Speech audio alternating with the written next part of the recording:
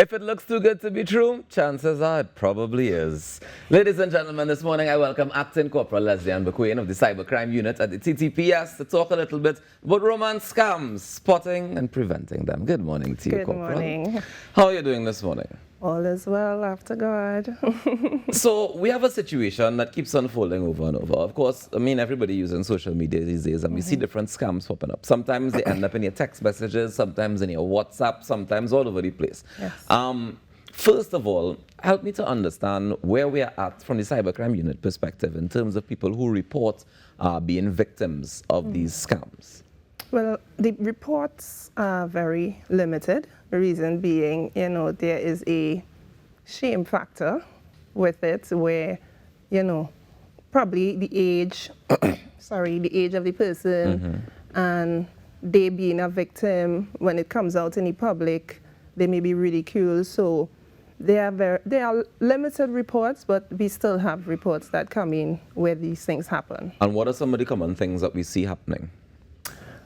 A lot of people are falling victim to the romance scam on social media. Reason being, persons look for that intimacy, that connection. They want that comfort. So you will find that they go onto the social media and they meet persons on these dating apps, and oftentimes it don't really go how we would like it to go, because again, we don't know who are the persons behind there. Right. Now, interestingly enough, I actually went to a wedding in December, right? And the bride and the groom met online. Yes. So they would have gone through that process and been successful in doing so. Right. And now they're happily married, at least from what I could tell, right? And I really want to know, how do we spot the difference between a genuine connection with somebody, having a genuine conversation with a real person, versus a scammer? Okay. So with these scammers, there are things that we look for. Right? They create fake profiles in order to make that connection. Then you will find they are very interested in hearing you, what's going on. However, when you ask the questions, they are limited to what they want to share with you because they're not genuine in fact. So certain things to look for when they constantly say they have issues, be it medical issues, legal issues, that they tend to put forward to you and say, well, they would need funds. That's a red flag, especially, even if it's after 2 or 3 months. It's really soon. Yeah. Even if you do video calls, it's not, they have something that they use called Face App. They could use that, and it would not be the person that you're actually seeing. They tend to stray away from meeting in person. Right. And some go as far as meeting in person, but they never show up. And this is just from the local point of view. We have persons who go overseas and, fall victim to it. It's a unfortunate situation, but it does happen. You spoke about the wedding. There are persons who are fortunate enough to meet their loved one there. And that is over a period of time, conversation, and some people actually meet up physically, speaking locally, physically, but they follow precautions, I'm saying. They probably went with somebody or met in an open space and to made make sure that you connection. are who you say you are. Correct. Yeah. I saw a documentary recently as well. I mean, this was internationally, where somebody was being catfished essentially for years. As in, they were talking to this person for years. They saw them once in person and didn't get a chance to interact with them, but then they continued the conversation online. And that conversation kept up for years, only to realize afterwards that it was fake. So even with time passing, how do we tell the difference? Well, for me, based on the experience that I have, it's really hard. It's not an easy thing. It's difficult too. But again, for me, you ask certain questions. You try to create also that bond, because even though you or they are targeting you or whatever, you can ask questions to unravel and see if this person is really, really, really genuine, Sometimes you say send a pic, they may send a pic.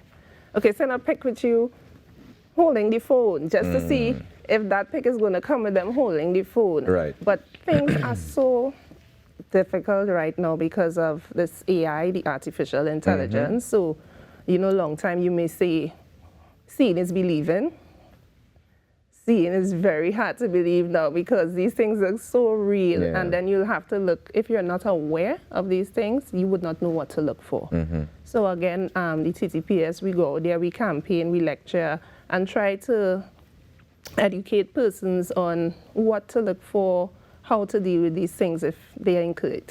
How do we deal with them? Because I see people who respond to them and they just go down the road with them and take them through the whole gambit. But I feel like that's wasting plenty of time. Yes, Sometimes I realize you're a scammer, I'm not interested in having that conversation anymore. But how do we deal with them? Okay, so what we advise persons to do, again, asking the questions are going to unearth if this person is really real or not. If it is, you find the pictures or how we just say vibe, you get a vibe, then we ask persons to report the page or block the person and eliminate all contact with them. Okay. Now, what happens after I report it? Because I've seen mixed reviews, especially on the situation that happened with the 72-year-old lady who made her way to a different country looking for that same romance, right? Yeah. When some of the people who were commenting, somebody said that they reported a situation where somebody was threatening them online, and they didn't get much of a response from the police. The police basically say, just ignore that person, block them, or whatever the case is, because of social media, right? So how do we treat with these situations after they report it? So if you are being threatened via social media, I remember last time on the program, I told you we have an issue where the law is concerned because we have no cyber laws. However, there are laws, the Offences Against the Person Act, Chapter 38, which speaks to you sending threatening messages or harassing a person. It could be along that line. So you can deal with the situation. It would just be categorized under a different offense. Right. So with regards to the romance scams then, is there a categorization for that? No, unfortunately. It can't fall under the extortion one? It could fall under extortion, but then if it is that the person is of a foreign entity, and oftentimes it's foreign and not local, how do we deal with that? It's out of our jurisdiction.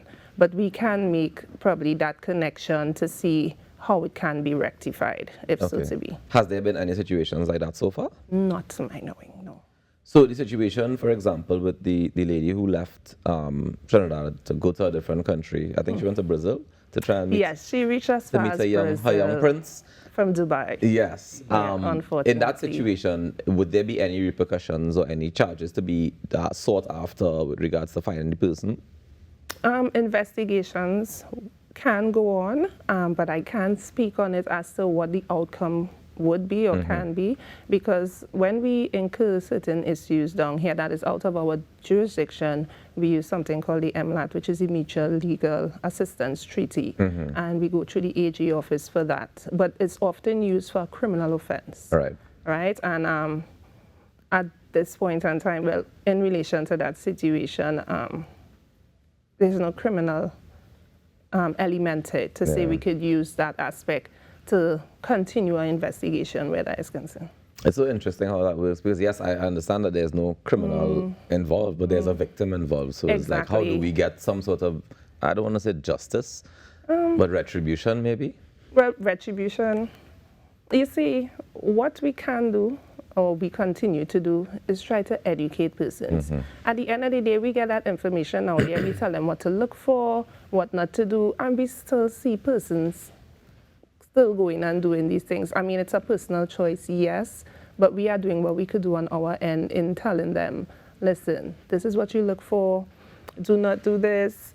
And we still get reports coming in with the same Facebook marketplace. You know, the other day it had somebody leave, they went up Laventille, and I mean, we do what we have to do in terms of getting the information out there. But again, we just plead with the public to work with us and to adhere to the information we put out there until better can be done, where the laws are concerned. Okay, so when it comes to things like the Facebook Marketplace, purchasing things online from not from stores, Right. but from people, secondhand objects and that kind of thing, the recommendation from the TTPS has always been tell them come to the police station and do the transaction. Does that still hold? Of course, or a public place, go with persons or somebody that is going to assist you in case, the situation and up goes in a different direction. And regarding finding love online or the perception of love online, It is possible. I'm not saying it's not Yes, possible, but I'm yes. talking about the perception ones, the Yes. ones that scamming people. From the time they start to ask you for money, red Money, flag. Red flag. From the time they're not willing to send pictures the way that you want them sent, that's a red flag. If they don't want to meet physically. If they don't want to meet physically, that's a red flag. Yes. Any other red flags we should look out for? I don't want to say when they're always interested, because that is one of their MOs. They are going to show that interest. They are going to be the listening ear because they want to build that connection in order for you to get comfortable enough and then to ask their questions relative if it's money they want, if they just want to meet you in person to rob you, rape you. So we have to be very, very careful while online. We ask persons, don't give out your password, and also to make sure and use VPNs where you can block IP addresses and so forth. But you see, now it's starting to get complicated because some of the people who fall in for these scams, who will end up falling victim to these scams, they don't even know what a VPN is. And other than that though, we look at the age. Now it have young people that are doing it, but the situation with the young lady there, we have to encourage our family members, you all check up on them. They may need that listening ear, because when they don't get these things, they look outside. And that is when they fall victim to these persons, because they prey on persons, that searching for these things. Okay, so we have to be very careful when we're using any of these social media networks online. It's not just about Facebook Marketplace or about any one particular place or source. So the advice this morning is look out for the red flags, be mindful, be aware, and talk to people about the situation so that somebody can give you a listening ear and some feedback, Yeah, even let them know, listen, well, I met this person, but after 2 months, this person is telling me they need money for their grandmother or their daughter's sick, and, I really want to help them. Ask the questions. How well do you know this person? How long you talking to this person? Where this person live? You ever see them? But if I were to talk to somebody about that, right, and I tell them, hey, what's you doing? That's a scam. And their reaction is, oh gosh, I just trying to help the person, I'm trying to be good. How do we mitigate that situation? Because it's like, I telling you, this isn't going to work out too good for you, and you ain't listening. And you ain't listening. Again, ask the questions. You try to get that person to think about what they're doing. Right. Like I was saying before, okay, how long do you know the person? Where is this person from? You see anybody else? Like, how often do you all talk? You ever ask them to go online or video chat, these kind of things? And you will find out, because some of them don't like to go with the video call, because they're using these fake profiles, fake pictures, like, unfortunately, as I said, the grandmother with the Dubai, and then it had a foreign one the other day with Brad Pitt, and that lady was extorted a lot of money because she thought she was helping Brad Pitt. Because Brad Pitt need financial help. Correct.